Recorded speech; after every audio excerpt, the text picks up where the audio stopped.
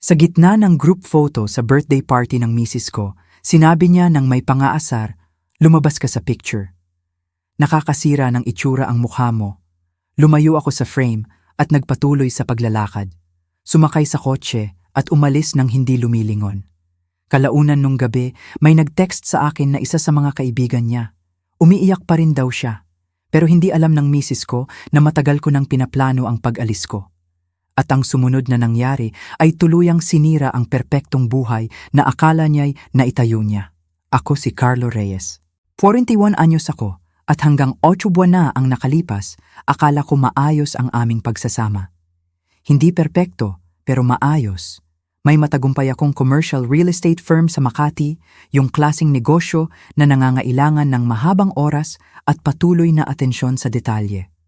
Ang misis ko, si Vanessa, 38 anyos, creative director sa isang boutique marketing agency at palaging obsessed sa itsura. Paano mukhang maganda ang lahat? Paano kami mukhang maganda? Paano mukhang perpekto ang buhay namin sa paningin ng iba? 13 taon na kaming kasal, walang anak by choice. Sabi ni Vanessa, makakaistorbo sa career trajectory niya ang mga bata. At sa totoo lang, nare-relieve ako. Nakita ko na ang maraming kaibigan na nakulong sa malungkot na pagsasama dahil sa mga anak. Pero kami ni Vanessa, may kalayaan kaming umalis kung magiging masama ang lahat. Hindi ko lang inasahan kung gaano kasama talaga ito. Matagal nang pinaplano ni Vanessa obsessed sa bawat detalye. Ang guest list, decorations, photographer na hinire niya para sa candid moments na mukhang natural sa social media.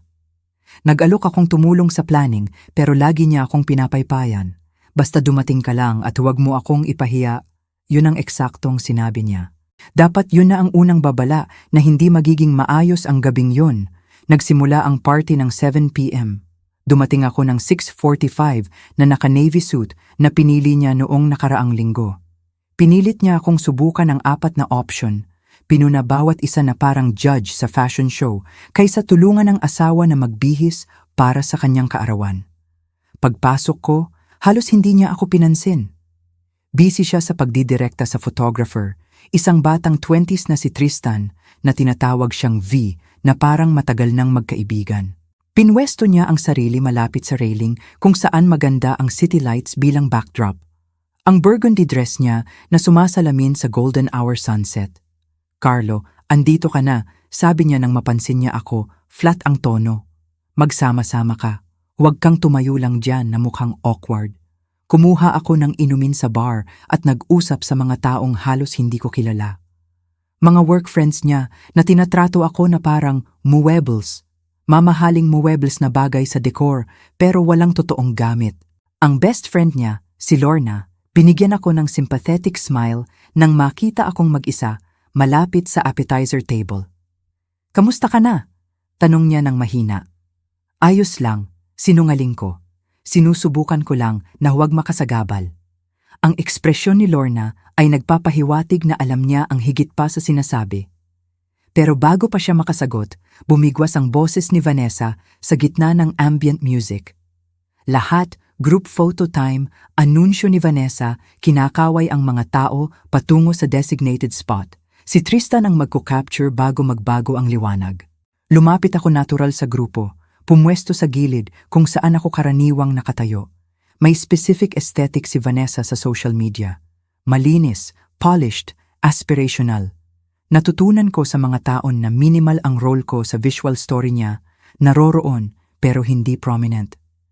Pero mukhang kahit minimal ay sobra pa rin nung gabi. Carlo, anong ginagawa mo? Tanong niya, matalim ang inis sa boses. Tiningnan ko siya ng nalilito. Sumasali sa photo? Lumabas ka sa picture? Sabi niya, hindi man lang binaba ang boses. Nakakasira ng aesthetic ang mukha mo. Parang sampal ang mga salita. Biglang tumigil ang usapan sa paligid. Mga taong natatawa kanina ay tumahimik.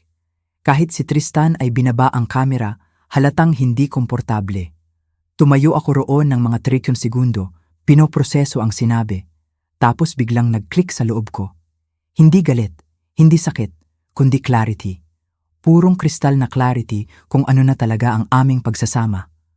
Lumayo ako sa frame at nagpatuloy sa paglalakad palabas ng grupo na ngayo, inagbubulungan at nagpapalitan ng awkward glances. Lampas sa bar kung saan iniwan ko ang inumin. Lampas kay Lorna na nag-abot pero walang sinabi. Dire-diretso sa elevator. Nagsimulang mag-buzz ang phone ko bago pa ako makarating sa kotse.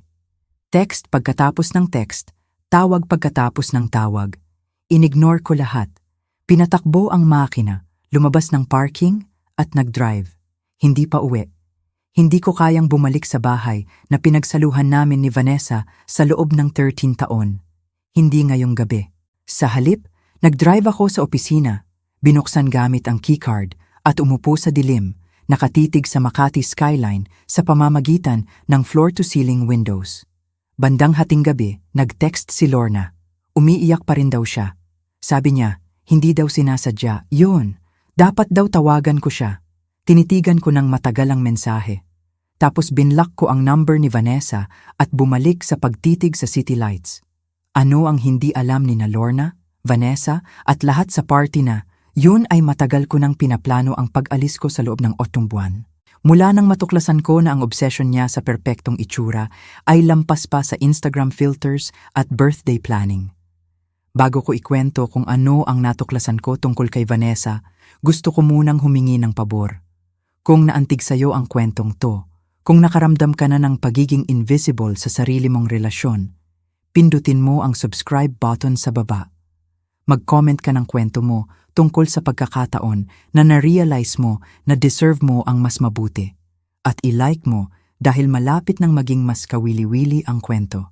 Maniwala ka, gusto mong manatili para sa susunod. 8 buwan bago ang birthday party, umuwi ako ng maaga mula sa business trip. Na-cancel ang meeting ko sa Cebu last minute. Kaya imbes na mag-overnight, sumakay ako ng mas maagang flight at nakabalik sa Makati ng 8 p.m. noong Huwebes. Madilim ang bahay nang pumasok ako sa driveway, kakaiba dahil naroon ang kotse ni Vanessa. Tahimik akong pumasok, akala ko baka natulog na siya ng maaga dahil sa sakit ng ulo na ginagawa niya kapag stress sa work. Pero hindi siya sa kama. Nasa home office ko siya, nakaupo sa desk ko at nagche-check ng files sa computer ko. Anong ginagawa mo? Tanong ko mula sa pinto. Napatalon siya, kamay sa dibdib. Diyos ko, Carlo, tinakot mo ako. Sa computer mo lang ako, kailangan ko lang i-check para sa work. Patay ang laptop ko at hindi ko mahanap ang charger. Mabilis na sinara niya ang windows, masyadong mabilis, masyadong rehearsed ang paliwanag. Lumapit ako pa. Ano ang hinahanap mo? Isang file lang para sa client presentation. Tumayo siya at pinakinis ang damit. Kailan ka umuwi? Mga 2 minuto pa lang. Umupo ako sa desk at binuksan ang recent files. Tiningnan niya ang banking records ko, partikular ang personal account ko na hiwalay sa joint account namin. Vanessa, bakit mo tinitingnan ang bank statements ko? Nagbago ang ekspresyon niya mula nerbiyos patungo sa depensa. Dahil nagtatago ka ng pera sa akin. Tinitigan ko siya. May personal account ako. Lagi na yon. Mayroon ka rin, hindi yun pagtatago. Financial independence. Yun tulad ng napagkasunduan natin ng mag-asawa. Halos 20 milyon ang laman nun, Carlo. 20 milyon. At hindi mo sinabi sa akin? Nagsimulang mag-click ang mga piraso? Yun ba ang issue? Gusto mo ang access sa personal savings ko? Kasal tayo. Ano ang sayo ay sa akin din. May prenup tayo, Vanessa. Malinaw na terms tungkol sa separate property. Yumuko ang braso niya. Lumanay ang prenup na yan. 13 taon na. Nagbabago ang mga bagay. Anong mga bagay? Nag-iisip akong mag-start ng sariling agency. Kailangan ko ng capital. At yun na. Hindi tungkol sa aming pagsasama or financial partnership. Isa na namang transaksyon sa walang katapusang paghahabol ni Vanessa sa status at tagumpay. Magkano ang kailangan mo? Tanong ko, alam ko nang hindi ko ibibigay kahit piso. Lahat? Kailangan ko lahat para mag-launch ng maayos, makipagsabayan sa malalaking agency. Tumawa ako. Totoong tumawa. Gusto mo ibigay ko ang 20 milyon na pinag-ipon ko sa loob ng 20 taon para mag-start ka ng kumpanya? Asawa mo ako pero hindi ako bangko mo. Tumigas ang mukha ni Vanessa. Sige, kukunin ko sa ibang paraan. Umalis siya at naiwan akong nagpoproseso. Nagsimulang magbayad ako ng pansin. Talagang pansin. Sa mga sumunod na linggo, napansin ko ang mga bagay na dati hindi ko pinapansin dahil busy o masyadong nagtitiwala. Laging nakaharap pababa ang phone niya. Nagsimulang mag-password protect ang lahat, kahit ang laptop na dati iniiwan bukas sa kitchen counter. May late meeting siya 3 o 4 na gabi sa isang linggo. Umuuwi pagkatapos ng 10 p.m. na amoy mamahaling alak at may excuses tungkol sa mahirap na clients. Pero ang tunay na kumpirmasyon ay galing sa business partner ko, si Nathaniel. Nakilala rin si Vanessa halos kasing tagal ko. Carlo, may sasabihin ako, sabi ni Nathaniel isang hapon sa opisina. Mukhang hindi komportable, paulit-ulit ang paglipat ng timbang sa paa. Ayaw ko maging bearer ng bad news, pero kailangan mong malaman. Ano yon? Nakita ko si Vanessa last Tuesday sa The Merchants. Nagdi-dinner siya kasama ng isang lalaki. Ang Merchants ay upscale restaurant sa BGC, yung tipong pupuntahan mo kung gusto mong ipahanga o kung may tinatago kang relasyon. Sino kasama niya? Inilabas ni Nathaniel ang phone at pinakita ang larawan. Nakaupo si Vanessa sa corner booth kasama ng lalaking hindi ko kilala. Mid-40s, mamahaling suit, yung corporate confidence na dala ng pera at tagumpay. Hindi sila naghahawakan, pero intimate ang body language, nakahilig sa isa't isa. Kamay ni Vanessa sa table, malapit sa kanya na maaaring casual o sadya. Sino yon? Blake Morales, CEO ng Morales Digital. Isa sa pinakamalaking marketing firms sa Makati.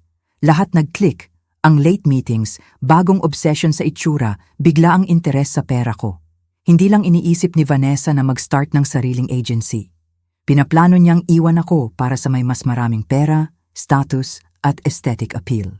Nagpasalamat ako kay Nathaniel at sa susunod na buwan ay nangalap ako ng ebidensya. Hindi para sa revenge, kundi proteksyon. Kilala ko si Vanessa, alam kong susubukan niyang gawing villain ako. Mag-spin ng kwento tungkol sa neglectful husband na hindi sumuporta sa pangarap niya.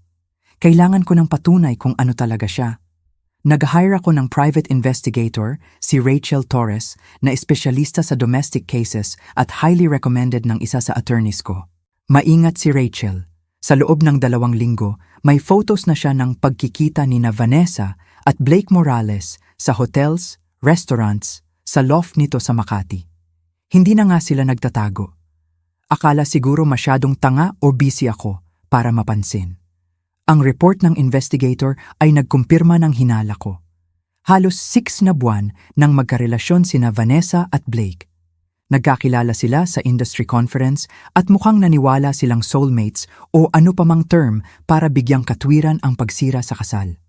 Si Blake ay pinoproseso ang divorce sa pangalawang asawa. At ayon sa sources ni Rachel, nangako siyang magbibigay ng position kay Vanessa sa firm niya kapag libre na siya sa akin. Pero ito ang tungkol sa mga katulad ni Blake Morales. Hindi sila umaakyat sa tuktok sa pagiging mabait o pagsunod sa pangako. Gumagamit sila ng tao at itinatapon kapag hindi na kapakipakinabang. Pinanatili ko ang lahat sa sarili ko. Nagpakatulad ako ng normal na buhay pamilya habang naghahanda para sa hindi maiiwasan. Inilipat ko ang pera sa accounts na hindi alam ni Vanessa. In-update ang will ko. Gumawa ng copies ng lahat ng financial at marital records. Nagsimulang maghanap ng apartment, mga lugar na pupuntahan ko kapag nag-collapse ang lahat. Ang birthday party sana ang exit opportunity ko. Plano kong manatili hanggang dinner, mag-make ng appearance para sa friends at family niya, tapos sabihin sa kanya privately kinabukasan na gusto ko ng divorce. Malinis, simple, dignified. Pero nang sabihin niyang lumabas ako sa photo, nang ipahiya niya ako sa harap ng 50 tao para lang mapanatili ang perfect aesthetic, nagbago ang lahat. Narealize ko na hindi ko siya utangang dignity, hindi ko siya utangang private conversation or graceful exit. Ginawa niya ang aming kasal na public performance. Sa parehong paraan ko ito tatapusin. Kinabukasan, nagising ako sa sofa sa opisina. Matigas ang leeg, kusot ang suit, at 73 missed calls sa phone. Karamihan galing kay Vanessa, ilan sa friends niya, ilan sa nanay niya, na palagi kong pinaghihinalaan na hindi talaga ako gusto. Inignore ko lahat at tinawagan ang attorney ko. David, si Carlo Reyes ito. Kailangan kong mag-file ng divorce ngayon. Inaasahan na ni David ang tawag. Napag-usapan na namin, 3 buwan na ang nakalipas nang magsimula akong maghanda. Handa na ang papers by noon. Ikaw ba magsiserve o ako? Ipadala sa opisina niya ng 2 p.m. Siguraduhin na naroon ang assistant niya para mag-witness. Kung public drama ang gusto ni Vanessa, bibigyan ko siya ng public drama. Ginugol ko ang umaga sa gym, nagpagupit, bumili ng 3 bagong suit at lumipat sa furnished apartment na nalis ko 2 linggo na ang nakalipas sa ilalim ng LLC na inayos ng attorney ko. Pagdating ng paghahatid ng divorce papers sa opisina ni Vanessa, settled na ako sa bagong lugar na may bourbon at 0 regrets. Sumabog ang phone ko bandang 2:30 pero na-block ko na ang number niya. May mga tawag mula sa unknown numbers, inignore ko rin. Sa wakas, bandang 6 p.m., tumawag si Lorna. Carlo, ano bang nangyayari? Nag-file ako ng divorce. Straightforward lang. Dahil sa nangyari sa party, hindi niya sinasadya yon. Stressed lang siya sa pagiging perfect ng lahat. Lorna, sasabihin ko sa'yo to dahil palagi kang mabait sa akin. Si Vanessa, may affair kay Blake Morales sa loob ng 6 na buwan. Plano na niyang iwan ako kahit paano. Ang photo thing ay lang nagpabilis lang ng timeline ko. Katahimikan. Paano mo nalaman tungkol kay Blake? Alam mo na, nag-i ako na nagbago siya lately. Secretive pero Carlo, wala akong proof. Ayaw kong makialam sa kasal niyo dahil sa hinala lang. Salamat sa yon. Pero may proof na ako ngayon. Photos, financial records, lahat ng kailangan. Ano ang gagawin mo? Diborsyuhan siya, protektahan ang assets ko at magpatuloy sa buhay. Huminga ng malalim si Lorna. Lalaban yan. Alam mo yon.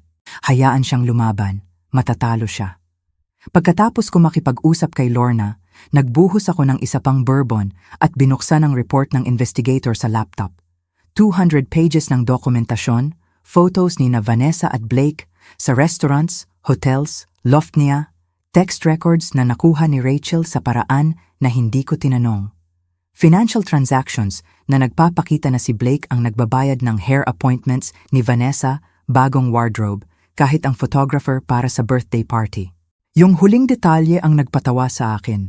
Ako ang nagbayad ng venue, pagkain, alak, pero si Blake ang nagbayad kay Tristan para i-capture ang perfect aesthetic moment ni Vanessa. Yung moment na ipinahiya niya ako sa harap ng 50 tao para magmukhang mas maganda sa mata niya.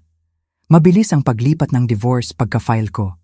Sinubukan ni Vanessa na labanan ng prenup, sinabing signed under duress 13 taon na ang nakalipas, na pinilit ko siyang panatilihin ang separate finances dahil hindi ako nagtitiwala sa kanya. Dinemolish yun ng attorney ko sa loob ng 15 minuto sa unang mediation. Mrs. Reyes, sabi ni David, kalmado pero matatag ang boses. Kinatawan ka ng sarili mong attorney nang pirmahan mo yung prenup. Nag-negotiate ka ng favorable terms, walang duress. Ang lawyer ni Vanessa, isang matalas na si Tricia Vargas na espesyalista sa high-asset divorces, sinubukan ang ibang angle. Ang kliyente ko ay deserve ng compensation para sa 13 taon ng emotional labor, pagsuporta sa career ni Mr. Reyes habang sinasakripisyo ang sarili niyang advancement. Halos matawa ako. Lagi namang mas focused si Vanessa sa career niya kaysa sa akin, pero handa rin si David. Si Mrs. Reyes ay may extramarital affair kay Blake Morales, CEO ng Morales Digital. Sa loob ng humigit kumulang 6 na buwan, inilabas ni David ang folder. Ito ang photographs at financial records ng relasyon nila. Mas matyaga pa si Mr. Reyes sa infidelity ng asawa. Pumuti ang mukha ni Vanessa. Binuksan ni Tricia ang folder, tiningnan ang unang pahina, saka mabilis na isinara. Kailangan namin ng recess, sabi ni Tricia. Sa break, naghintay ako sa conference room ni David habang humahawak siya ng tawag sa ibang clients. 30 minuto pagkatapos, bumalik siya na may balita. Gusto nilang magsettle. Si Vanessa ang magkakaroon ng bahay at kotse. Ikaw ang magkakaroon ng lahat ng iba. Walang alimony, clean break. Ano tungkol sa affair? Alam ba ni Blake na sinusubukan pa rin niyang kunin ang pera ko? Ngumiti si David. May impormasyon ako tungkol kay Mr. Morales na maaaring interesting sa'yo. Hindi siya nagdi-divorce sa pangalawang asawa. Nag-reconcile sila 2 buwan na ang nakalipas. Tinitigan ko siya. Ano? Si Blake Morales at asawa niya ay nag-renew ng vows sa Tagaytay last month. Very private ceremony. May source ako sa firm niya na nagkumpirma. Kaya si Vanessa ay nakikipagrelasyon sa isang may asawa na nananatili sa asawa niya. Mukhang ganon. Nag-click ulit ang mga piraso. Ginamit lang ni Blake si Vanessa katulad ng sinusubukan niyang gamitin ako. Malamang nangako siya ng lahat ng gusto niya habang hindi naman sinasadyang tuparin. At ngayon ay malapit na niyang mawala ang kasal, meal ticket at affair partner ng sabay-sabay. Sabihin mo sa kanila na tinatanggap ko ang settlement, sabi ko. Pero may isa pang kondisyon. Ano yon? Dapat mag-post si Vanessa sa social media na nagdi-divorce kami dahil sa kanyang infidelity. Kumpletong honesty, walang spin, walang sympathy narrative, puro katotohanan. Itinaas ni David ang kilay. Unusual yan. Katulad ng pagkakasabi na lumabas ako sa frame dahil nakakasira ng aesthetic ang mukha ko. Ginawa niya ang tawag, nag-push back ang lawyer ni Vanessa pero matatag si David. Tanggapin niya ang lahat ng terms o mag-court kung saan mas lalabas ang nakakahiyang detalye sa public record. Sumang-ayon siya. 3 araw pagkatapos, nag-post si Vanessa ng statement sa Instagram. Walang filters, walang carefully crafted image, plain text lang sa white background. Ako at si Carlo ay naghihiwalay. Buong-buo kong kasalanan to. Nagkaroon ako ng affair at ipinagkanulo ang lalaking wala nang ginawa kundi maging mabuti sa akin sa loob ng 13 taon. Pinili ko ang ego ko kaysa sa kasal namin at ngayon ay kinakaharap ko ang consequences. Sana matuto ang iba mula sa pagkakamali ko. Higit 1,000 comments ang nakuha bago niya i-disable pero kumalat na ang screenshots sa social media circles ng Makati. Nawasak ang carefully curated brand ni Vanessa sa isang honest moment. Nag-text si Lorna sa akin kalaunan. Ang tapang mong pinagawa sa kanya yon, pero tama yon. Kamusta siya? Hindi maganda. Pinutol ni Blake ang koneksyon nang malaman ng asawa niya. Malapit din yatang mawalan ng trabaho si Vanessa. Ayaw ng agency ng drama. Nakaramdam ako ng kaunting hapdi. Hindi satisfaction, hindi sympathy, basta pag-acknowledge na may consequences ang actions. Sabihin mo sa kanya na sana maging maayos siya, sabi ko. Ikaw ba? Ako ba ang magiging maayos? Magmo-move on. Magiging masaya. Pinag-isipan ko yon habang tinitingnan ang bagong apartment. Hindi kasing laki ng bahay na pinagsaluhan namin ni Vanessa. Pansamantala ang furniture. Walang laman ang walls. Wala ang mamahaling art na pinilit niyang bilhin. Pero akin to, buo at lubos na akin. Walang performance, walang aesthetic, walang pagiging iba para lang magkasya sa perfect picture niya. Oo, sabi ko kay Lorna. Sa tingin ko magagawa ko. 6 na buwan pagkatapos ng finalization ng divorce, nagkita kami ni Vanessa sa isang coffee shop sa Makati.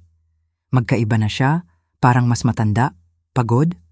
Hindi na naka-estilo ang buhok tulad ng dati at naka-jeans at sweater imbes na designer outfits. Carlo, sabi niya nang makita ako, pwede ba tayong mag-usap? Umupo kami sa sulok na table. Nag-order si Vanessa ng black coffee. Walang elaborate specialty drink na may specific milk at extra shots. Simpleng kape lang. Matagal ko nang gustong mag-sorry, simula sa party, sa affair, sa paraan ng pagtrato ko sa'yo. Sige, yun lang. Sige lang, yumuko ako. Ano bang gusto mong sabihin ko, Vanessa? Tapos na. Diborsyado na tayo. Magmo-move on ka. Magmo-move on ako. Masaya ka ba? Oo, actually. Masaya ka ba? Tumawa siya ng mapait? Hindi. Hindi na tumatawag si Blake. Nawalan ako ng trabaho. Nakatira ako sa nanay ko dahil hindi ko na kayang bayaran ang bahay mag-isa at kailangang ibenta. Bumagsak ang social media following ko ng 70% pagkatapos ng post na pinagawa mo. Hindi ko pinagawa sa'yo ang kahit ano. Kondisyon yon para sa clean settlement. Sumang-ayon ka, alam ko. Inilagay niya ang kamay sa paligid ng tasa. Sana makabalik ako at gawin ng iba ang lahat. Lahat tayo may wish nun, pero hindi pwede. Dapat lang nating harapin ang mga pinili natin. Galit ka ba sa akin? Pinag-isipan ko yun? Galit ba ako? Hindi. Ang galit ay nangangailangan ng pakialam at tumigil na ako sa pagmamahal kay Vanessa nung gabi na sinabi niyang lumabas ako sa photo. Hindi ako galit sa'yo, sabi ko sa wakas. Wala na akong nararamdaman para sa'yo. Gusto mo akong maging invisible. Ngayon, invisible na ako. Sa'yo man lang. Napuno ng luha ang mata ni Vanessa, pero hindi ko siya inalo. Hindi na yun ang trabaho ko. Tinapos ko ang kape ko, binati siya ng mabuti at umalis. Sa labas, sumisikat ang araw sa Makati. Tag-araw na, malinaw at malapit ang tanawin ng Tagaytay sa malayo. May meeting ako sa potential client sa isang oras, dinner date sa isang kakilala sa pamamagitan ni Nathaniel sa gabi, at zero regrets sa pag-alis sa frame na yun. Minsan, ang pinakamabuting desisyon ay lumabas sa frame at magpatuloy sa paglalakad. Tumanggi na maging invisible sa sariling buhay. Intindihin na kung may nagtatrato sa'yo na parang sinisira mo ang aesthetic nila, hindi ikaw ang problema. Sila yon. Ako si Carlo Reyes at natutunan ko na ang aking halaga ay hindi batay sa itsura ko sa picture ng iba. Batay ito sa nararamdaman ko kapag nakatayo ako mag-isa. At ngayon, maganda ang pakiramdam ko. Kung naantig sa'yo ang kwentong to, kung nakaramdam ka na ng pagiging invisible o kulang sa taong dapat magmamahal sa'yo, gusto kong malaman mo, deserve mo ang mas mabuti.